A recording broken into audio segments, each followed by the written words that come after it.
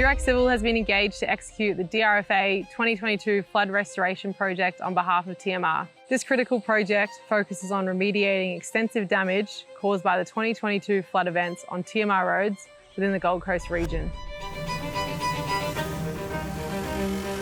Spanning across 12 roads and approximately 50 damaged sites, the scope includes addressing landslips, pavement damage and scouring and culvert repairs. Key works include soil nailing, rockfall mesh and shotcreting, as well as hand and mechanical scaling, landslip material removal, batter reinstatement, pavement replacement and culvert repair and replacement.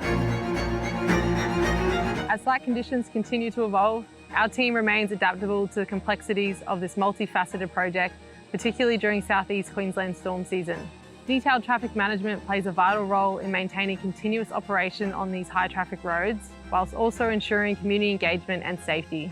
Collaboration with TMR, subcontractors and stakeholders has been essential to balancing the client's needs from initial design through to final execution, while also navigating sensitive koala habitats and cultural heritage zones.